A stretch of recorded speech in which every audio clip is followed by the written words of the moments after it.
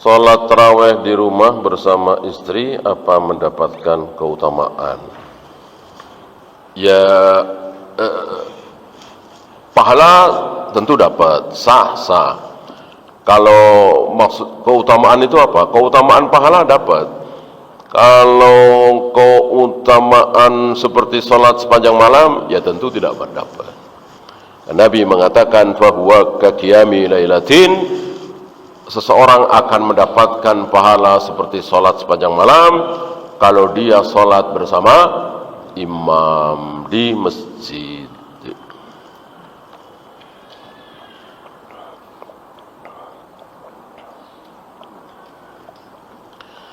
Bagi muslimah yang safar, umrah, haji, mana yang lebih utama?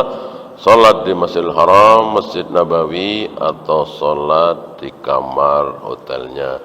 Ini kita Masjid Nabawi dulu ya. Nabi mengatakan wanita lebih baik sholat di rumah daripada di masjid.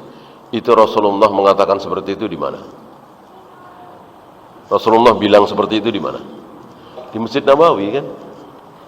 Di Masjid Nabawi kan? Beliau kan tinggal di nempel di Masjid Nabawi. Gitu. Beliau mengatakan seperti itu bukan beliau di Indonesia, di Malaysia ya, di Masjid Nabawi. Gitu. Bolehkah berjamaah di Masjid Nabawi, Masjidil Haram? Ya boleh. Boleh sekali. Dapatkah keutamaan? Dapat 1000 kali, 100.000 kali, dapat. Kalau memilih di penginapannya lebih baik ya. Jadi kita pakai dalil, selalu kita pakai dalil. Kalau pakai perasaan ya gimana ya, mosok sampai sono nggak sholat ke masjid, ya sholat ke masjid silakan ya, silakan. Di hotel lebih baik. Jika anak perempuan ngotot hak waris itu bagi rata, apakah anak laki-laki tetap harus menerimanya walaupun hatinya menolak? Ini posisi kadang menentukan ya. Ini si laki-laki ini cuman pada lulusan SD misalnya. Yang perempuan ini S2, S3 ya, kakaknya itu misalnya. Kemudian pengaruh ya, daripada berantem ya kan, daripada nanti hubungan tidak baik, si laki-laki ini ngalah boleh. Kan nggak dosa dia. Nggak dosa, yang dosa kan yang mengambil, yang diambil kan nggak dosa gitu. Lain hanya yang laki-laki ini berpendidikan tinggi, mungkin sampai profesor, doktor, adik-adiknya lemah misalnya, ya dia pakai kekuatannya untuk membela sunnah Nabi ini, syariat Islam ini, bahwa laki-laki harus 2 kali lipat bagi, sebagaimana ilmu waris di surat An-Nisa itu. Setelah dibagi karena merasa lebih kaya kan, nih buat kamu. Artinya dibagi dulu sesuai syariat.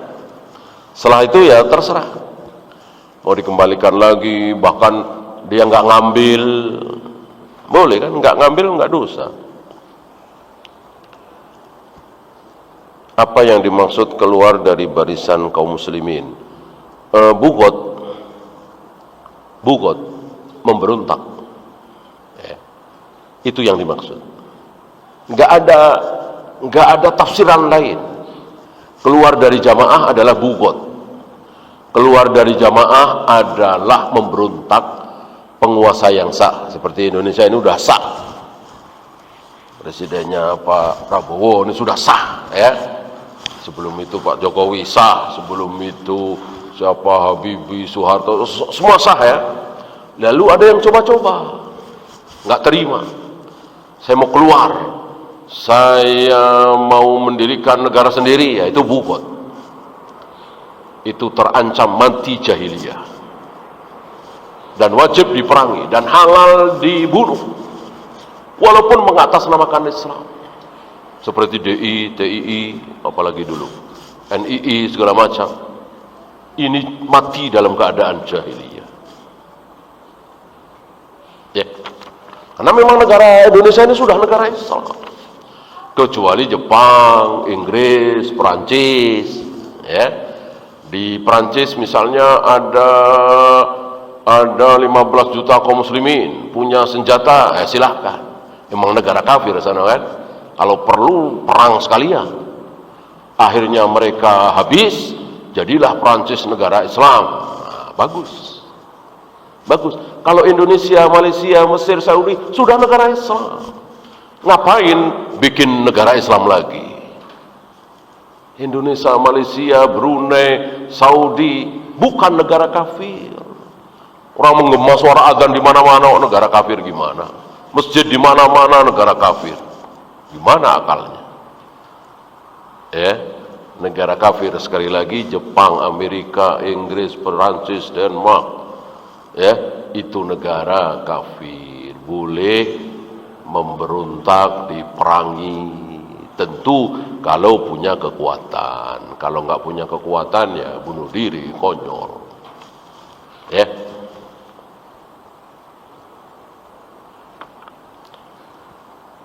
Berapa lama minimal masa iktikaf? Tidak ada ya. Mau beberapa, misalnya antum masuk ke masjid dengan niat iktikaf, ya. Ada pahala tersendiri. Walaupun enggak baca Al-Quran, walaupun enggak, ya mungkin salat tahiyatul masjid doang, ya. Tapi niat iktikaf mungkin sejam, mungkin setengah jam, ya. Nah, dalam hal ini secara khusus Nabi mencontohkan 10 malam terakhir di bulan Ramadan. Itu secara khusus. Secara umum kapan saja. Ketika kita masuk ke masjid, berdiam diri dengan niat i'tikaf, maka itu berpahala insyaallah. Ada yang mengatakan Allah turun tetapi Allah tetap berada di arsy. Benarkah seperti itu? Allah turun gitu saja, ya. Cuman tidak usah dibahas lalu bagaimana, apakah arsy Allah kosong. Nah, sebab kalau pertanyaan ini benar baik, tentu sudah ditanyakan oleh para sahabat. Itu kan apa ya? Pertanyaan otomatis sederhana, ya. Ya Rasul, ketika Allah turun ke langit dunia untuk mencari orang-orang yang sedang berdoa, apakah saat itu arsy Allah kosong? Nah, kan ini pertanyaan apa ya? Pertanyaan yang wajar, ya. Tapi para sahabat nggak nanya. Karena para sahabat nggak nanya, ya udah kita nggak usah nanya. Nggak usah nanya dalam arti nggak usah bahas. Gitu. Kalau ada yang nanya, ya kita jawab arsy Allah nggak pernah kosong. Gitu ya. Intinya jangan membahas tentang Allah kecuali apa yang Allah katakan. Jangan kemana-mana. Gitu. Kalau kemana-mana jadi jauh sekali. Ya Allah menghadapkan wajahnya ke wajah orang yang sedang sholat. Coba kalau antum bahas kemana-mana. Oh berarti wajah Allah itu banyak dong. Gitu, ya. Kan yang sedang sholat banyak. Gitu, ya. Ya nggak akan kejawab lah. Udah berhenti aja di situ. Ketika kita sedang sholat, maka di hadapan wajah kita ada wajah Allah. Maka jangan buang ludah, jangan buang sesuatu ke arah depan dari mulut kita, ya. Dan suka mungkin lupa gosok gigi, ada yang nyelip di gigi, kita buang ke depan itu, jangan. Karena di depan wajah kita sedang ada wajah Allah. Berarti bukan kias. Ya. Dan kecil bagi Allah untuk berbuat seperti itu. Apakah penyusunan Al-Quran itu berdasarkan kesepakatan para sahabat atau nubuat Nabi? Maksudnya dalam satu mushaf? Enggak. Enggak. Bahkan awalnya Abu Bakar nggak setuju. Kalau ini perintah Nabi, mana mungkin Abu Bakar nggak setuju, kan? Artinya para sahabat itu awalnya tidak sepakat, tapi akhirnya sepakat untuk mengumpulkan Al-Quran dalam satu surat. Tapi kalau penyusunan itu surat per surat, ya sudah ada. Kan Nabi sering mengatakan, bacalah surat anu, surat anu. Berarti ayat ini di surat ini, ayat ini di surat ini dari Nabi SAW. Tidur seperti apa yang membatalkan wudhu? Yang berbaring, ya, yang berbaring. Adapun duduk, para sahabat pernah menunggu Nabi lama nggak datang-datang untuk sholat. Datang-datang sudah hampir tengah malam. Banyak para sahabat itu yang tertidur mendengkur, yusma'u qatituhu. Setelah Nabi datang, qomat, tidak ada yang wudu lagi. Semuanya langsung sholat. Wallahu. Habis? Ya. Assalamualaikum.